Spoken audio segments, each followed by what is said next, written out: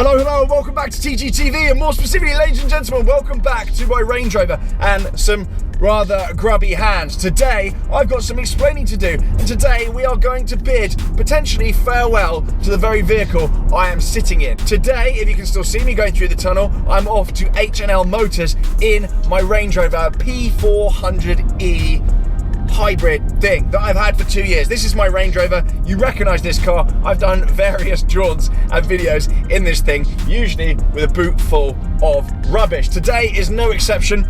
Today in the back you will see at least one wheel visible there on the GoPro or the Insta360. It depends if I'm vlogging them today. And that is with good reason, because today is the day that finally... This video was brought to you by the incredible Mech Arena. I know, there's a lot of shooters out there right now, but this game actually really stands out. Mech Arena is a 5v5 mech shooter that's a lot of fun, but also it is insane to look at. The graphics, the maps, the mechs, it's all sleek, it's varied, it runs amazingly, glitch-free, and it looks good on almost any device. I like it because I can invite literally anyone to come and play with me. I've been playing Mech Arena a lot recently, and these are some of my favourite mechs. Guardian is definitely one of my favourites. This bad boy is all about tearing down defences and blowing the enemy away. It can carry super heavy weapons, and its ability is a real killer. He's also got a super high energy capacity, so it can carry the heaviest weapons in the game. I'm also a huge fan of Killshot. Not only has he got a really cool name, but he's got extremely high base speed, then can melee dash to go even faster. Melee dash has a very short cooldown as well, letting you start and finish a fight with it. Very cool Killshot. He just looks mega as well. Mech Arena has got a ton happening this month. There's a brand new Pilot Maverick, the amazing Paradise Plaza has just been added to the games, and they've got a whole month of special events happening. Now the best bit, it's completely free to download on Android and iOS, and if you use my personal link or the QR code on the screen, you'll get 1 mil-spec skin, 500 A coins, and 70,000 credits to help kickstart your game. And if you're quick, you can add me to friends on my profile screenshot right here, and we can play some matches together. So don't wait around. Get clicking, and let's get on with the video.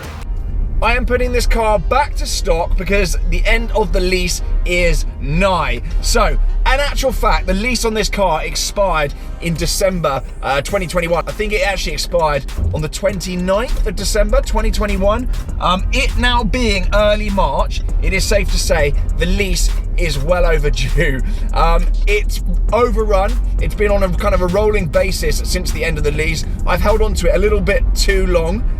The lease company's been very nice, they've been very hospitable, and they've allowed that just about. They've been trying to get, they told me ideally they'd have it back ASAP, because the values of these cars actually are way above where they actually had it booked, and it actually makes sense for them to actually take it back as soon as possible. So I should have handed it back. I haven't handed it back. They haven't reported it as stolen. It is still kind of consensual, and they're still actually okay with it. I'm still paying for it, so it's fine. But today's the day. I'm putting it back on the stock wheels. I'm getting it cleaned up, and it's going to go back to how it was when I first got it. Many of you remember I put 23-inch wheels on it, and I also got some privacy glass put on as well. I might leave the privacy glass on there. I'll see if I can rip that off and how easy that is. But other than that, it's going to go back. So we're going to go to H&L Motors. I'm going to take you around. I'm going to show you the stock wheels. And actually, I did curb them a little bit, so I've had to get them refurbed. We'll go around there and we'll see what's what. And I'll also explain why there's only 2 wheels in the back and not 4, because I've already done one visit to H&L already with 2 wheels, which they refurbed. I'm now bringing over the other 2 stock wheels,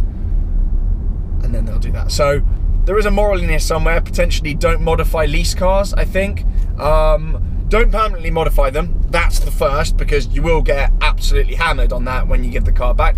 These mods are all reversible and completely reversible. But even reversible mods, there is still a faff factor at the end of the lease. I've had to do 2 journeys over to basically a body shop, a wheel shop, to get it all kind of swapped over. So a little bit of a pain. I will have these stock wheels available, so if anyone wants them, I don't need them anytime soon.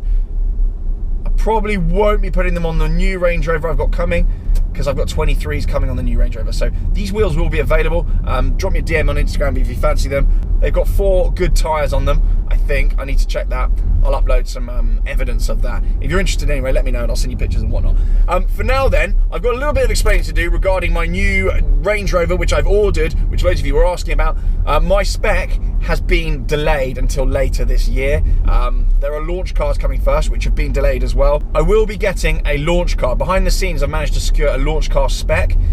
It's akin to the spec that was on my Defender that I had before. So I won't ruin the surprise on that, but that car should be coming in June, and then my own spec car will be coming later in the year. So I suspect I'll jump out of the launch car into my own spec down the line, if that makes sense. So loads of you asking where my new Range Rover is. That's where it is. It's coming, but there's been all sorts of delays, not only with semiconductors, but now with the Ukraine-Russia thing.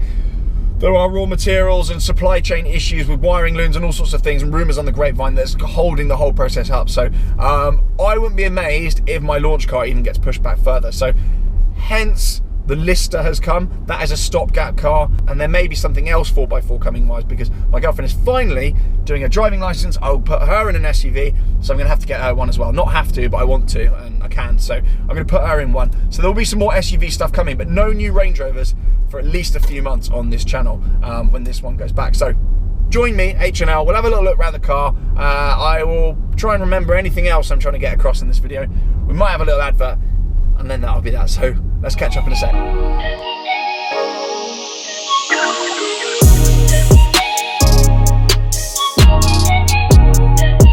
So here we are then, a familiar location here at H&L Motors. You'll hear actually, the fan is going like Billy-O in this thing.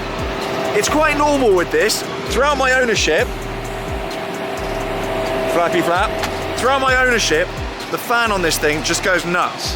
It's quite loud, and I've spoken to other P400e owners on Instagram. Apparently that's quite normal. I shouldn't be alarmed at that, but yeah, apparently that's normal. Anyway, she's here. There's not really much to report on this car. You've seen it before. I've literally used this as my daily for 2 and a bit years. I've absolutely loved it, and there's been no issues with this car whatsoever, reliability wise, absolutely nothing. The only one time it didn't start was my Ghost fob immobilizer thing actually ran out of battery, so that wasn't the car's fault. So any of you remember that on my Instagram, this car was not at fault at that point. I don't know whether I was clear about it at the time, can't remember. Anyway, these wheels are coming off, these 23-inch wheels. They're actually from Kahn with OEM center caps. They actually look very, very OEM, which we'll absolutely love. Not that you can really tell, because the thing is absolutely covered. So we've got the standard wheels in the back. Please do excuse the state of it in here. It's obviously all being cleared out. But these are the standard wheels. They are not very big, not very good, but they do have big fat tyres on them, so they are extremely comfy. But these are just the base wheels you get on the P400e. But yeah, so these are the base wheels, and we've got the other one over there as well. So these are going to go back on the car. They are very comfortable, but they look absolutely appalling. So they're going to go back on the car as well. And there are another 2 which I actually curbed, which the guys here have done an amazing job of. You'll see the car on my Instagram once I pick it up and it's all clean and it goes back to standard fresh. But I think for now then, that is the update complete with my Range Rover. That should hopefully answer some of the questions I've been getting on the Range Rover front. And of course, if you've got any bodywork stuff, any alloy wheel stuff, any wheel balancing, any tyre balancing, any of that stuff, give H&L Motors a shout. They are VAG approved, VAG Group approved, but to be honest with you, they work on all of my cars. It doesn't matter whether it's VAG Group or not. They are absolute pros. They've got all the kit, hundreds of thousands of pounds worth of kit here that can do all of these things with absolutely no bother at all. They are my one-stop shop. All my cars come here. Anyway, for now, thank you very much, and I will see you all very, very soon. Bye.